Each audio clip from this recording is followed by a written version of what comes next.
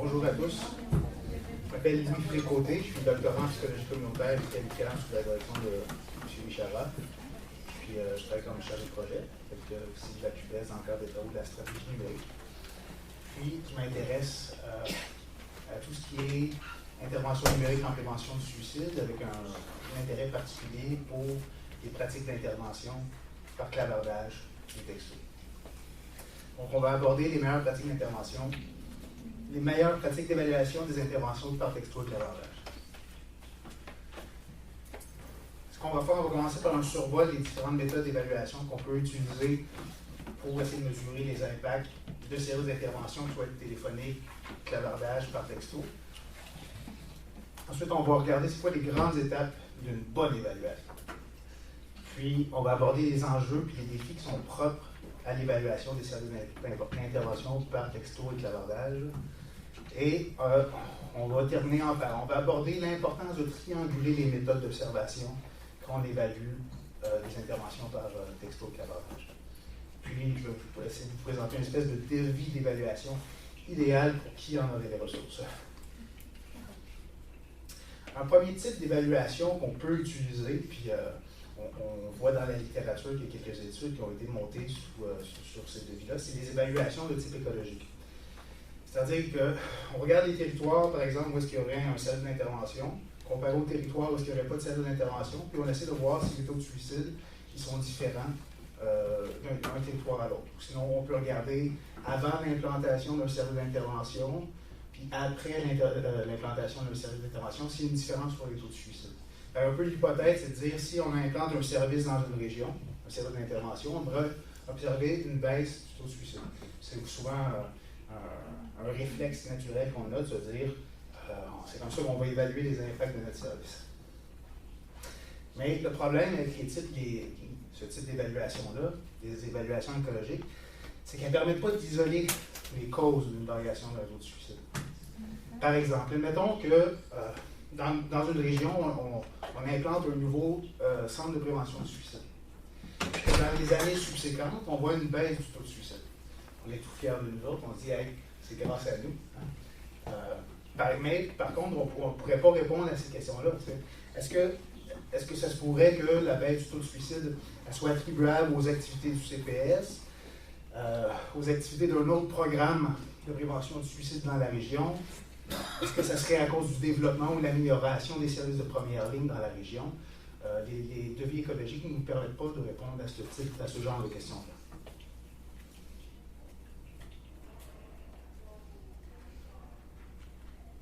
Aussi, les évaluations écologiques, ça ne permet pas de mesurer les impacts d'un service d'intervention sur le risque suicidaire de ses utilisateurs. Dans le fond, si on prend notre exemple de l'implantation de notre CPS puis de la baisse qu'on a observée par la suite, il faudrait être capable de dire, OK, on a observé une baisse du taux de suicide, mais est-ce que les gens, par exemple, qui se suicident ou la baisse du taux de suicide, est-ce que c'est observé dans le groupe qui est ciblé par notre service? Mettons qu'on a un service jeunesse, puis c'est des personnes âgées qui ont une baisse du taux de suicide, probablement que ce n'est pas de notre faute. Les effets ne sont pas causés dans notre intervention.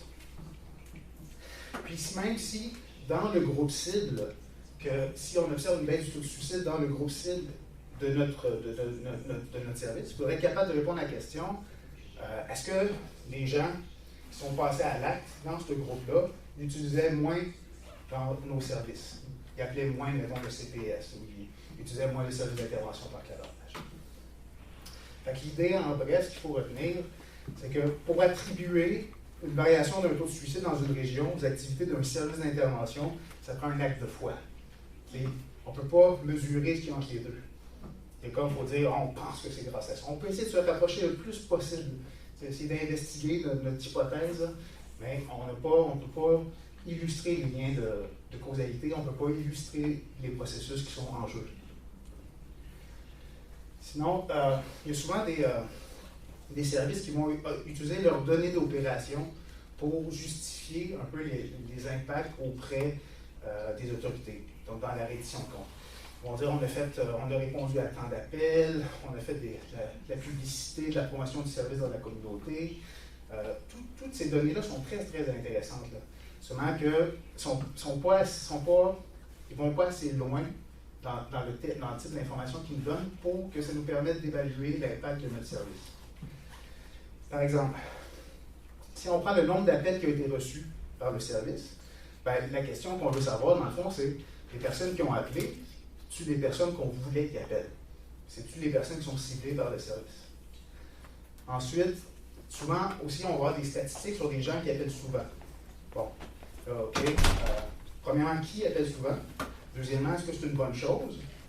Est-ce que ça dépend du profil des appelants? Est-ce que c'est une bonne chose pour certains types d'appelants qui ne se l'est pas pour d'autres types d'appelants?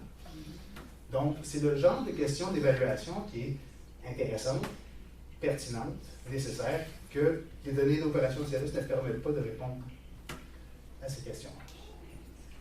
La même chose pour les activités de promotion du service. C'est bien beau avoir fait de la publicité, mais dans le fond, ce qu'on veut savoir, c'est, premièrement, est-ce que les personnes qui sont ciblées par le service, ils ont entendu parler, ils ont été en contact avec la promotion du service? Puis ensuite, une fois qu'ils ont été en contact avec la promotion du service, sont-ils intéressés à l'utiliser? Si, mettons, j'ai vu de la publicité, puis je me suis dit vraiment pas pour moi, ben, le fait d'avoir fait la promotion du service n'est pas un indice d'efficacité. En bref, pour mesurer l'impact d'un service d'intervention, il faut mesurer ses effets auprès de la population qui est ciblée par l'organisation, par le service, puis sur les utilisateurs du service. On va faire un truc bien concis parce que je n'ai pas beaucoup de temps. On va faire les 6 étapes d'une bonne évaluation. L'étape 1, la première chose à faire, c'est de décrire les appelants, décrire les personnes qui contactent le service. On peut décrire les catégories d'âge, décrire combien de gars, combien de filles. On peut regarder, est-ce que c'est des personnes qui sont isolées, qui ont besoin de parler, ou c'est des personnes qui présentent un risque suicidaire? On peut regarder, est-ce que c'est des personnes qui appellent une fois, deux fois, une fois de temps en temps, ou c'est des personnes qui appellent tous les jours? Donc la première chose à faire, c'est de décrire qui contacte l'organisation, à qui on offre le service. Deuxième chose à faire, c'est de mesurer les impacts. On regarde, il y a des personnes qui rentrent dans le service, qui reçoivent une intervention. À la fin de ça, est-ce qu'on observe une réduction de la détresse, une réduction du risque suicidaire? Est-ce qu'on les a aidés à résoudre leurs problèmes? Est-ce qu'on les a orientés vers des ressources? Donc, on regarde globalement le service, c'est quoi les impacts, c'est quoi les outcomes. L'étape 3, c'est de regarder nos différents profils d'appelants. C'est de voir, premièrement, est-ce qu'il y a différentes populations, différents profils, différents types d'appelants qui contactent le service. Puis ensuite, c'est de voir, est-ce qu'on a des impacts similaires sur tous les groupes. Est-ce qu'il y a certains groupes, certains profils d'appelants qui bénéficient du service, d'autres qui en bénéficient moins. Donc, c'est ça, c'est de voir par rapport aux... Est-ce que c'est de vérifier les impacts du service sur tous les profils d'appelants. Bon, à ce niveau-là, si on arrête ici, étape 1 à 3, vous avez une évaluation sommaire qui devrait faire l'affaire pour les bailleurs de fonds. Vous allez pouvoir justifier, vous allez regarder notre service, vous allez pouvoir répondre à ces questions-là. Est-ce qu'on rejoint la population cible? Vous allez pouvoir répondre à cette question-là. Est-ce que le service est efficace, globalement? Vous allez pouvoir répondre à cette question-là. Vous allez pouvoir même dire pour qui est bénéfique le service, puis pour qui il l'est moins. Est-ce que vous avez regardé si vos différents profils d'intervention affichent le même type de résultat? Le problème avec ça, c'est que ce type d'évaluation-là, évaluation très sommaire, ça ne nous permet pas d'identifier c'est quoi les bonnes pratiques et donc d'améliorer notre service. Parce qu'on est confronté au problème de la boîte noire. Le problème de la boîte noire, c'est assez simple. On a différents profils d'appelants, on a différents profils d'impact. Mais entre les deux, on a une boîte noire. Il y a des gens qui rentrent dans le service, puis là, ils en sortent, puis là, il y a un effet. Mais on n'est pas capable de répondre à ces questions-là. C'est quoi les pratiques qui sont efficaces? Qu'est-ce que les gens ont fait durant l'intervention qui fonctionne? Pour qui c'est efficace? Puis pourquoi c'est efficace? Fait que tous les processus d'intervention qui vous permettraient de dire vous savez, avec ce groupe-là, il faut agir comme ça, avec ce groupe-là, il faut agir comme ça. Vous n'aurez pas ces informations-là. Comment on fait pour ouvrir la boîte noire? Il faut passer aux étapes 4 à 6. Étape 4, la première chose, c'est de décrire les processus cliniques. C'est-à-dire, vous regardez, durant les interventions, vous regardez ça, puis vous dites, bon, premièrement, est-ce que les gens ils ont adhéré à leur modèle d'intervention? Si vous avez, par exemple, un modèle en intervention à 6 étapes, vous regardez, est-ce que les gens ils se rendent jusqu'au bout de leur intervention? Donc, vous décrivez l'adhésion au modèle d'intervention, vous décrivez les techniques d'intervention que les intervenants ont utilisées, hein? Puis vous décrivez la manière. Est-ce que les intervenants ont fait preuve d'empathie, de respect? Ils ont fait des interventions très directives ou très non directives? Vous essayez de décrire tout ce qui se passe en termes de caractéristiques cliniques des interventions. Étape 5, une fois que vous avez décrit qu'est-ce que tout le monde faisait, la manière dont il faisait, ce que vous avez à faire, c'est que vous regardez s'il y a une variété dans vos intervenants. Vous regardez s'il y a certains types d'intervenants qui agissent comme ça, d'autres types d'intervenants qui agissent comme ça. Par exemple, des intervenants qui sont, par exemple, qui seront très non directifs, qui passent énormément de temps sur l'exploration de la situation, puis ne se rendent pas au plan d'action, versus, par exemple, des intervenants qui seraient plus directifs, puis là, ils se sentent pressés, fait qu'ils passeraient rapidement à l'exploration des solutions, puis à l'élaboration d'un plan d'action. L'idée, c'est juste de voir, y a-t-il différents styles d'intervention? Est-ce que tout le monde agit pareil dans mon organisation, ou on pourrait les catégoriser en différents styles d'intervention? Fait que l'étape 6, pour ouvrir la boîte noire, dans le fond, c'est qu'il faut mesurer les impacts des différents styles d'intervention sur les différents profils d'appel. Là, vous regardez, par exemple, un style directif, est-ce que ça marche aussi bien avec les jeunes qu'avec les personnes plus âgées? Est-ce que ça fonctionne aussi bien pour les appelants occasionnels que les appelants fréquents? C'est ça. Donc, vous regardez les différentes manières d'intervenir. Vous regardez l'impact de ces différentes manières d'intervenir là sur les différents types d'appels. Si vous faites ça, vous allez avoir une évaluation qu'on pourrait qualifier de transformative.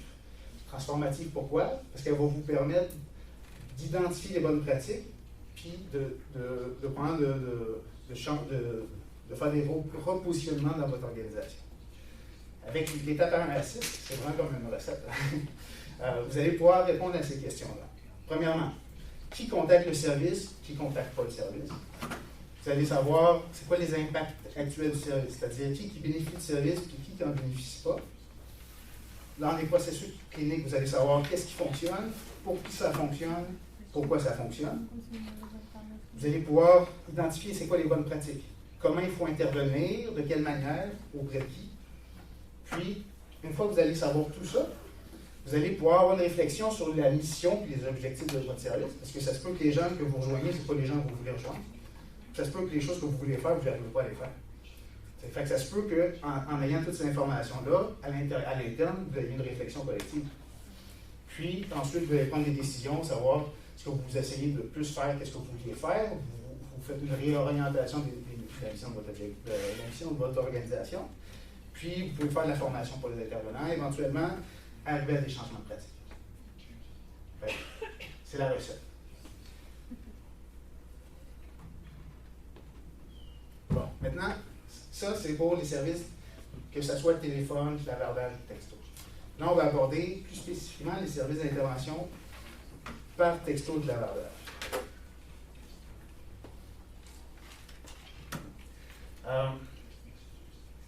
Les services d'intervention par texto clavardage se distinguent des services d'intervention téléphonique sur plusieurs points.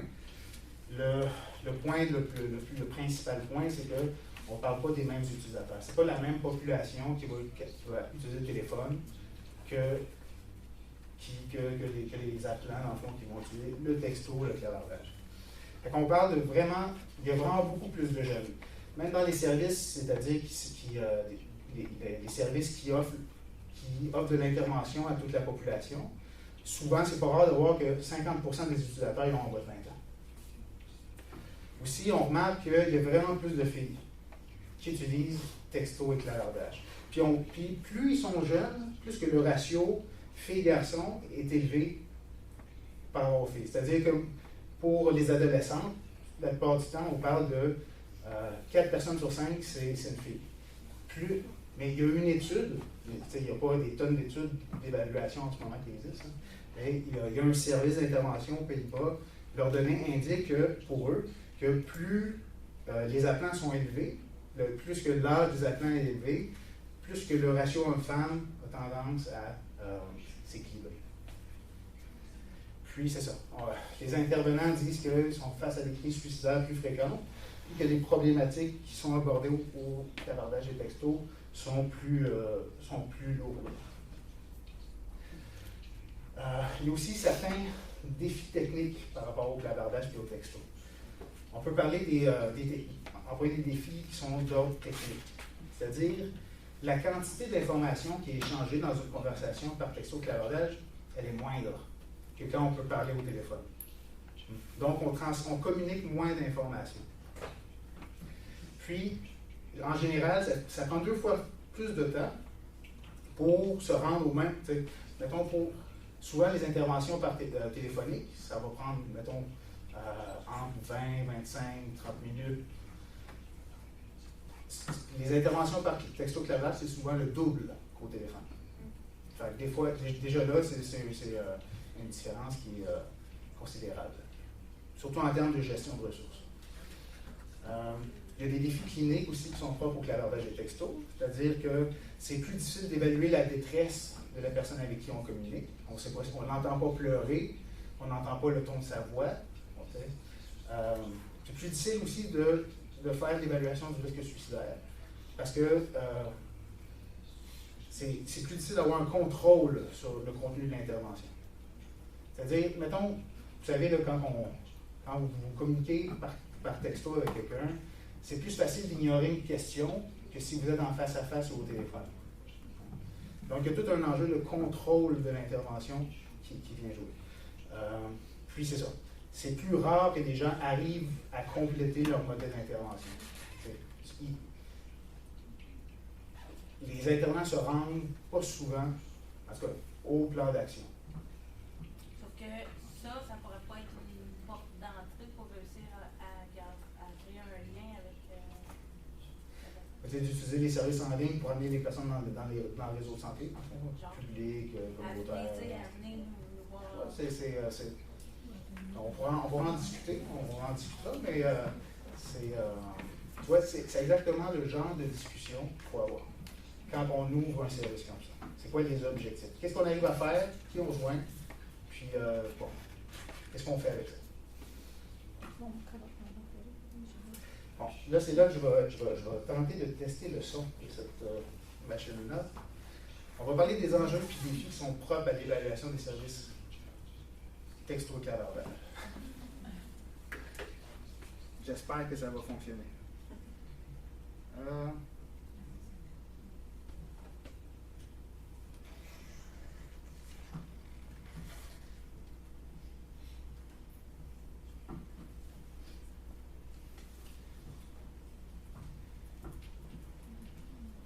Bon, je pense que ça ne fonctionnera pas. Mais c'était vraiment drôle. Oh! C'était vraiment drôle. Le lecteur ne peut pas les fichiers. À vrai dire, c'est un épisode de Like Moi. Vous connaissez Like Moi? C'est une conversation par texto. Puis souvent, ils font des sketchs comme ça dans lesquels ils montrent toutes les erreurs de communication et d'interprétation qu'il y a. Puis c'est une émission qui porte spécifiquement sur les émoticônes. Puis maintenant, on peut envoyer un ananas, on peut envoyer plein de symboles dans le fond, puis à première vue, ils ne veulent pas dire grand-chose. Il y a comme des fois des cultures de communication qui se développent par rapport à ces symboles-là. Mais il reste qu'il y a énormément de potentiel de mauvaise interprétation de la communication. Fait que, dans le fond, l'important, je suis vraiment désolé que ça ne fonctionne pas. Cliquer dans les petites images, la troisième en bas, dans la... Okay, je descends. Descendez, allez, pour moi, c'est la droite. Ah, pour vous, c'est la droite. Petite image, d'autres, oui, là, normalement, des fois, cliquer. Oui. Fait que là, je cliquerais dessus et ça fonctionnerait?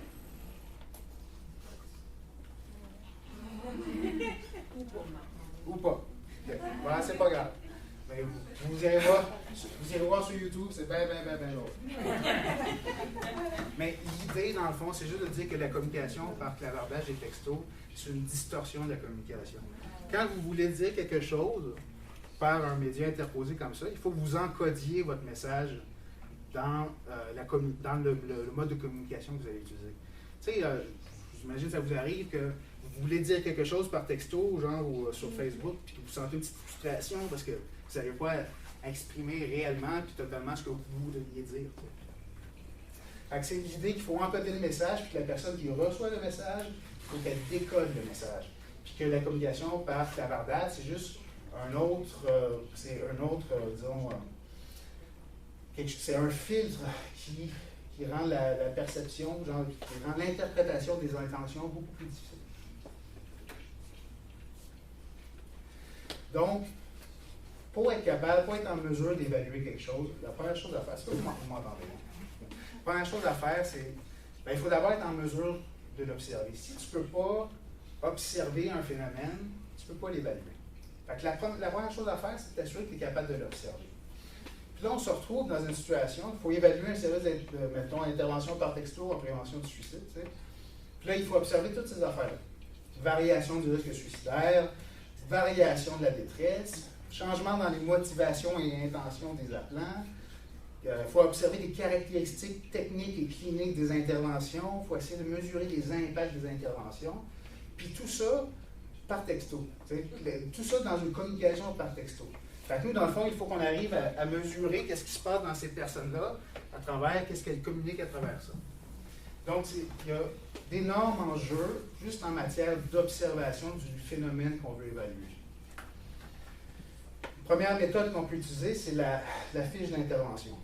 La fiche d'intervention, c'est très simple. C'est un exemple de fiche d'intervention d'un logiciel d'intervention par clavardage qui s'appelle eCarol. Après chaque intervention, l'intervenant doit compléter une fiche. Là, dans la fiche, ça demande, par exemple, c'est quoi les résultats, les impacts de ton intervention? Qu'est-ce que tu as fait durant ton intervention? Fait que l'intervenant peut décrire qu'est-ce qu'il a fait, puis décrire les impacts qu'il a perçus. Puis ensuite, à la fin de l'année, on compile tout ça, puis on essaie d'en tirer, de voir ce quoi les impacts du service. Le problème avec cette méthode d'observation-là, davantage des avantages, c'est que c'est peu coûteux, c'est facile, c'est implanté dans le logiciel, c'est quasiment automatique.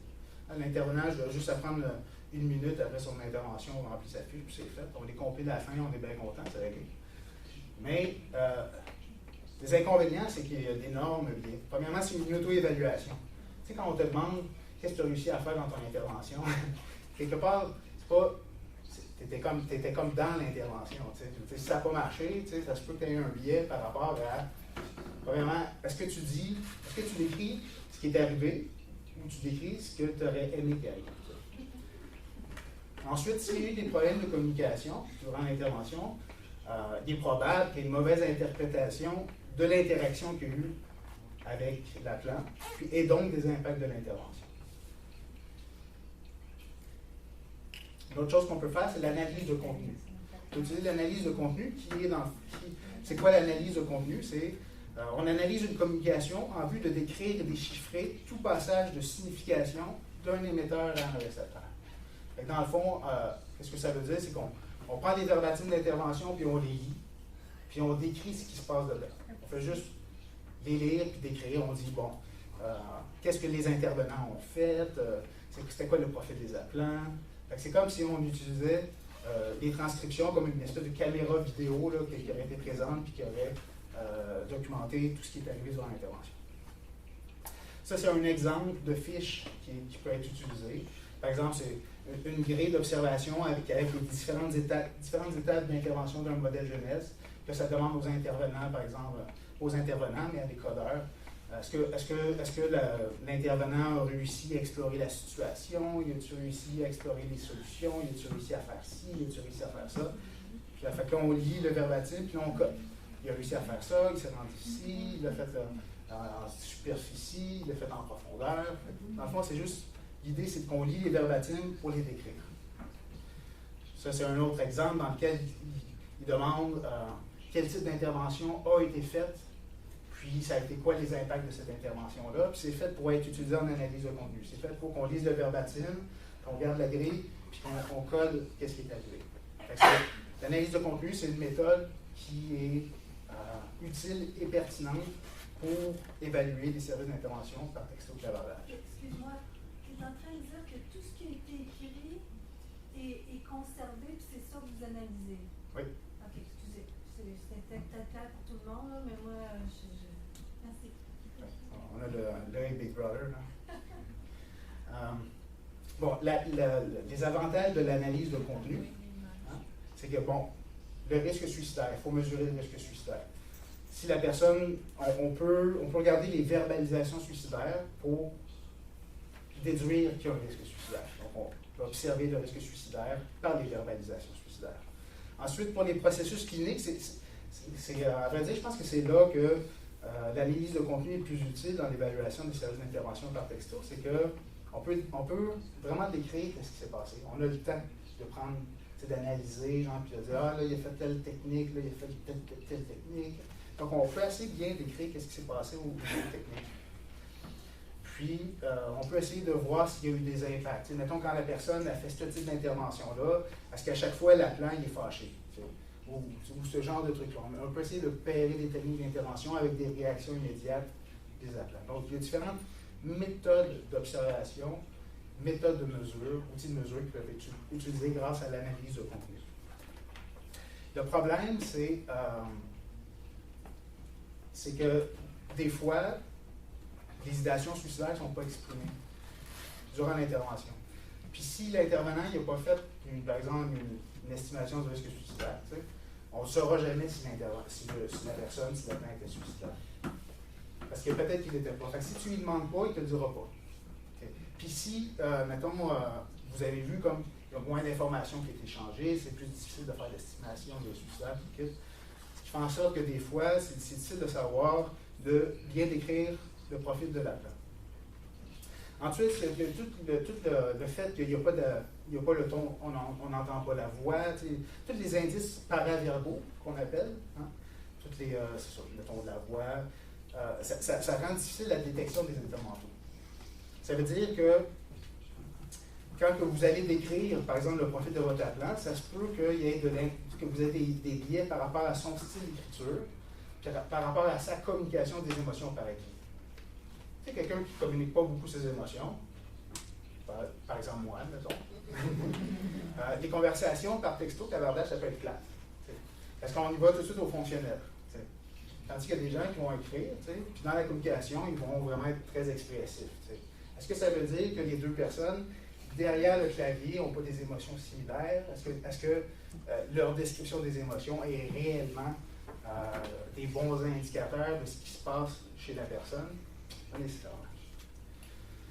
Donc, une bonne idée, c'est de complémenter l'analyse des verbatims par des questionnaires, puis de trianguler ces deux méthodes d'observation. Ça, c'est un exemple de questionnaire qui est utilisé encore sur la plateforme eCarol. Dans le fond, quand la personne arrive pour avoir accès au service, c'est dans une espèce de salle d'attente virtuelle, dans laquelle on lui demande comment elle va, on lui pose des questions. On peut lui demander son genre, on peut lui demander pour quelle problématique il appelle aujourd'hui, est-ce que tu te sens suicidaire, on peut lui poser plein de questions avant, la personne reçoit l'intervention. Après, on peut lui renvoyer un questionnaire, puis poser des questions après. Puis faire la différence entre avant, puis après. Et l'idée, c'est que l'analyse de contenu et les questionnaires, tout seuls, ne sont pas suffisants. Quand tu les mets ensemble, ça devient intéressant. Si tu utilises le questionnaire pour compenser la faiblesse de l'analyse de contenu, ça te permet d'investiguer le risque suicidaire en absence d'une évaluation de la part de l'intervenant. Ça te permet d'avoir une description plus élaborée des profils d'appelant. Tu peux leur poser des questions avant l'intervention. Ça te permet une meilleure description des variations dans l'état mental de l'appelant. Tu prends tes mesures avant, tes mesures après. Puis, tu peux même mettre des suivis post-intervention. Tu peux même lui envoyer, par exemple, un courriel ou un texto dans 2 semaines pour lui demander, par exemple, est-ce qu'il a mis en œuvre le plan d'action discuté avec l'intervenant. L'idée, c'est que tu peux même le relancer après. Puis, il y a aussi une possibilité de lui demander directement à l'appelant, comme dans l'intervention que tu viens de recevoir, qu'est-ce que tu as aimé, qu'est-ce que tu n'as pas aimé. Quand on prend différentes méthodes d'observation, qu'on triangule les données, il faut être prêt à des contradictions. Puis, c'est quelque chose qui peut arriver. Hein. Donc, ça se peut qu'il y ait certains indicateurs qui donnent des résultats contradictoires. Par exemple, les verbalisations de détresse ne correspondent pas à la détresse rapportée dans le questionnaire. C'est le genre de choses auxquelles vous pouvez être confronté. Bon, là, ça pose plein de questions. Est-ce que le problème, c'est notre instrument de mesure? Est-ce que c'est une erreur de mesure? Est-ce que ça parle de la complexité du phénomène, genre d'un phénomène que j'essaie d'observer et que j'y arrive pas parce que mes outils ne sont pas adéquats? Donc, ça peut être utile même d'effectuer des entretiens de suivi avec les agents. Genre, de les contacter puis de leur parler. Puis de leur poser des questions, par exemple, sur l'intervention. Au lieu d'avoir un questionnaire, vous leur parlez, puis vous essayez de trianguler avec ce qui s'est passé durant l'intervention. C'est possible. T'sais. Puis aussi, également, ça peut être utile de discuter des résultats de l'évaluation avec l'organisation et des intervenants. T'sais. Parce que les intervenants ont un savoir expérientiel qui est unique, leur est unique. Ils ont accès directement à l'expérience d'intervention. Il y a probablement des choses que vous n'arrivez pas à comprendre dans vos données, que les autres vont réussir à faire sens. Soit à vous les expliquer, ou à émettre des hypothèses qu'ensuite vous pourrez aller investiguer. Puis là, il y a toujours la question de à qui ça sert l'évaluation. Est-ce qu'on fait ça pour nous? On fait ça pour publier des papiers, là, pour se pomper l'ego, se dire ah, j'ai fait une super évaluation. Dans le fond, à qui elle sert? En psychologie communautaire, l'évaluation, elle sert à l'organisation, elle sert à la communauté. Si on fait une évaluation, il faut s'assurer que les résultats de notre évaluation ils vont être utiles pour l'organisation. Premièrement, il faut s'assurer que ça opérationnalise adéquatement leur théorie d'intervention. S'ils utilisent un modèle d'intervention, ben, il faut que les données, après, ils puissent être assez compréhensibles pour leur dire « OK, on va changer ça, on va modifier ça. » Il faut qu'ils puissent faire quelque chose avec ces résultats-là. Ensuite, il faut s'assurer que ça mesure bien leur pratique, puis il faut produire des données qui sont interprétables. Parce qu'on peut prendre des données, on prend des données un peu partout, puis en données, on se rend compte que c'est totalement chaotique, puis ça devient difficile à interpréter. Ça, c'est le plus grand défi. On peut mesurer. Tu peux mesurer, on va en faire des mesures. Mais de trouver des mesures qui sont interprétables pour pouvoir mener à des changements de pratique, c'est ça le grand défi, mais c'est ça qui est important. Fait que, rapidement, le devis d'évaluation idéal. Mettons qu'on aurait un budget illimité, okay, puis qu'on essaierait de trianguler le maximum de méthodes d'observation possibles pour mieux comprendre notre phénomène qui est défi. C'est quoi les techniques qui sont efficaces? C'est quoi les pratiques, les bonnes pratiques? On commence avec l'organisation et on co-construit notre instrument, notre outil d'observation avec l'organisation. Il faut développer une théorie commune avec l'organisation de ce qu'on va observer. Hein? Puis il faut que les instruments, ça concorde avec ce qu'ils font. Ensuite, vous faites un pilote. Vous faites un pilote dans lequel, premièrement, vous allez voir si vos instruments de mesure ils fonctionnent. Puis aussi, quand vous allez récolter les données, quand vous allez analyser les données, est-ce qu'ils font sens? Est-ce que vous arrivez à interpréter les données? Si vous n'arrivez pas à interpréter les données, ça ne sert à rien, vous allez gaspiller plein d'argent. Puis ça ne sera pas utile pour l'organisation, tout le monde va perdre son temps. Vous allez sûrement pouvoir sortir un papier, puis comme faire des hypothèses, tout le kit, mais ça ne sera pas utile pour l'organisation. Ensuite, qu'est-ce qui est utile? C'est d'avoir un questionnaire pré-évaluation dans lequel on va chercher de l'info sur le profil des appelants, sur leur état mental, leur risque suicidaire. Durant l'intervention, on fait une analyse de contenu, on décrit les caractéristiques cliniques, techniques des interventions. On décrit le plus de trucs qu'on peut décrire avec une fidélité des instruments. L'intervention est finie, on passe un questionnaire post-intervention pour voir s'il y a une variation dans l'état mental, dans les suicidaires. On peut aller chercher des informations sur la satisfaction de l'appelant. Puis on peut même utiliser les fiches d'intervention des intervenants pour voir leurs perceptions, ils sont corrélés à quoi. Quand ils observent, quand que l'appelant, il dit, mettons, moi j'ai bien aimé ça, genre comme quand elle m'a donné des conseils pour régler mon problème. Pour voir si c'est corrélé avec le fait que l'intervenant, lui, il perçoit que j'ai donné des conseils et qu'elle a bien aimé ça. Fait que ça peut être utile de voir si tout le monde voit les phénomènes de la même manière. Donc, puis là, si on pousse encore plus loin, on a un budget limité, On peut même envoyer un questionnaire de suivi 2 semaines plus tard, un mois, 2 semaines plus tard, dans lequel on regarde si là, il y a une progression de l'état mental, si ça a changé. Est-ce que la plan il a mis en application le plan d'action qui a été développé avec l'intervenant? On peut même l'appeler puis demander s'il veut bien donner son numéro de téléphone. Puis des fois, avoir une discussion dans un entretien en face à face, on peut investiguer plus en profondeur un phénomène que seulement avoir un questionnaire avec des questions fermées ou même des questions ouvertes. Des fois, c'est pas la richesse des informations dans les questions ouvertes ne sont pas tout le temps, c'est pas tout le temps très riche. Puis bon, une fois qu'on a toutes ces informations-là, on discute des résultats avec les intervenants pour voir si ça fait du sens pour eux. Il faut discuter des résultats pour voir comment on peut peut-être les interpréter, ça pourrait être quoi l'impact sur nos pratiques, est-ce qu'il y a des choses qu'on pourrait faire directement. C'est à ce moment-là que votre évaluation devient utile. Premièrement, ça vous aide à comprendre vos résultats.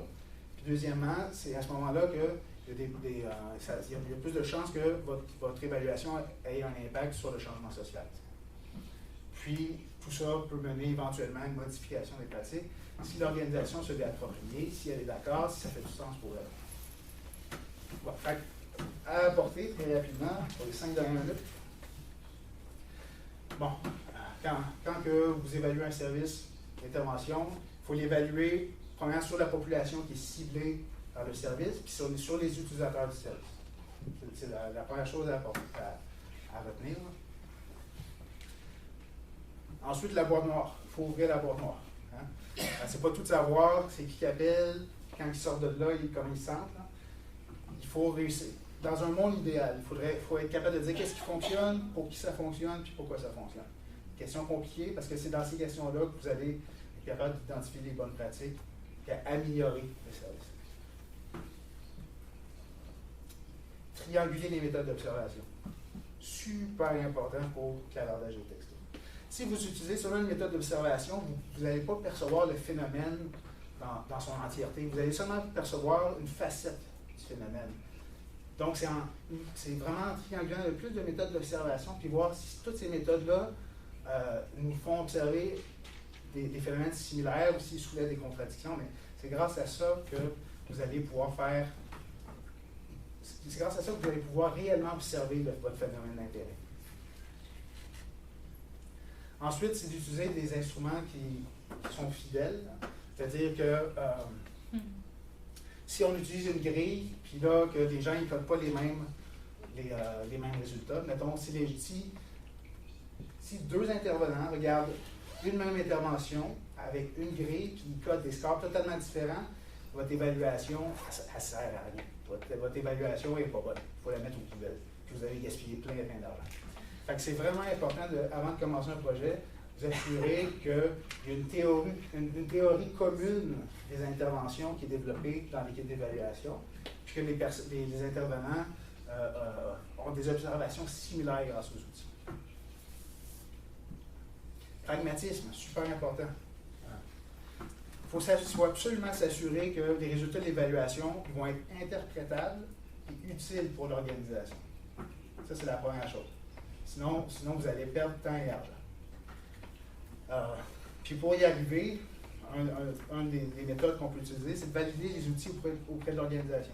On les développe, on les valide avec eux, on voit est-ce que ça fait du sens, est-ce que ça reflète qu'est-ce qui se passe dans vos interventions. Effectuer un pilote puis discuter des résultats avec l'organisation, avec les intervenants. Donc on fait des choses des choses qui sont utiles, on fait des choses qui sont pratiques, on fait des choses qui ont un pouvoir de transformation. Puis ensuite, il faut adopter une posture critique. Surtout pour clavardage de texte. On a plein d'a priori, on a nos méthodes d'intervention, on a nos manières de faire, on a notre idée de à quoi devrait servir notre service. L'intervention par texto-clavardage, c'est une nouvelle terre à explorer. Là. Puis ça se peut que ce qu'on y découvre, ça ne soit pas conforme nécessairement avec nos ententes. Ça se peut que ça soit, mais ça se peut que ça ne soit pas. Ça veut dire que quand vous faites votre évaluation, donnez-vous la chance d'avoir tort. Arrangez-vous pas pour prendre des mesures qui vont confirmer que vous aviez raison. Mettez-vous au défi. Puis pour ça, c'est ça. Il faut premièrement être en mesure d'apprécier la complexité. S'il y a des instruments des mesures qui rapportent des résultats contradictoires, C'est essayer de trouver la vérité à travers le paradoxe, là, essayer d'aller investiguer plus loin ou un truc comme ça, mais il ne faut pas avoir peur de ça. Il ne faut pas avoir peur de la complexité. Accueillir la découverte. Si on a des résultats qu'on ne s'attendait pas tout à ça, pas essayer de tenter de les mettre sous le tapis, genre, puis mettre juste d'emphase sur d'autres résultats que vous préférez. Mettre à l'épreuve vos croyances, dans vos mesures, dans ce que vous allez mesurer, ce que je disais tantôt, donnez-vous la chance d'avoir tort. Puis ensuite, c'est tout le temps bon de questionner nos dogmes. Donc, voilà. Merci.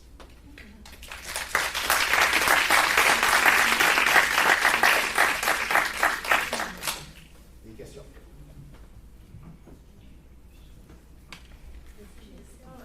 Spécifiquement à l'approche, est-ce que à l'intervention téléphonique à Satisfaction Montréal, par exemple, une des premières questions qu'on va poser à la plante, c'est est-ce que tu es suicidaire? Est-ce que tu penses au suicide? Mais tantôt, tu avais dit qu'il était possible des fois de ne pas avoir une idéation suicidaire à travers un texto. Alors, je me demandais si, justement, la procédure du texto, c'est de ne pas poser cette question-là directement. Si ça faisait partie des difficultés, on ne peut pas perdre la plante.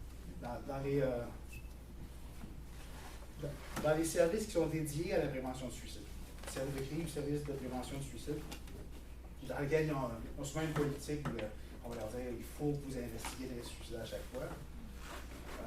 Il y a beaucoup de données manquantes quand c'est les variables sur le risque suicidaire. Et pourtant, ils ont la politique de le faire. Parce que ce que Trine disait, qui est une post-doctorante qui est venue ici, qui a fait l'évaluation d'un service de texto,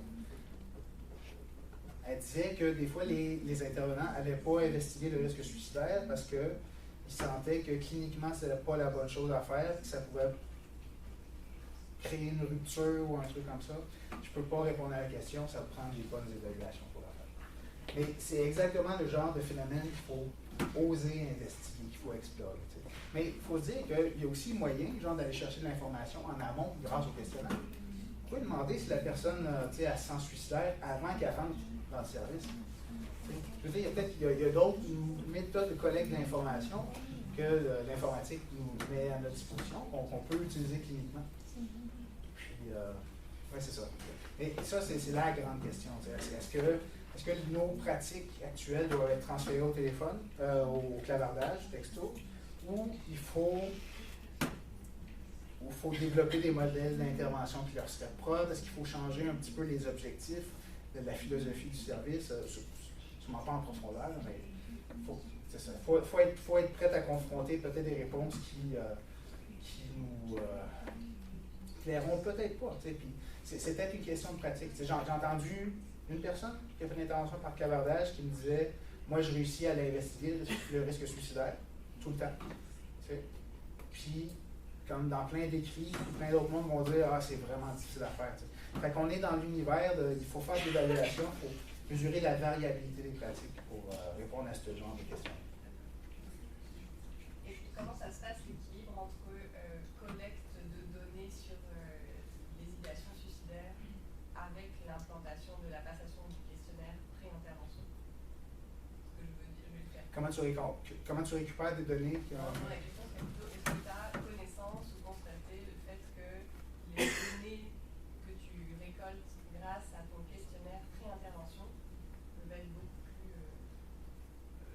tu peux en avoir plus que ce que tu auras récolté pendant ton intervention. Qu'est-ce qu'on constate? Ben, ce qui est intéressant... Ben, à vrai dire, ce qui est intéressant, on a fait une évaluation d'un service d'intervention. Puis c'était le bordel. C'était vraiment le bordel.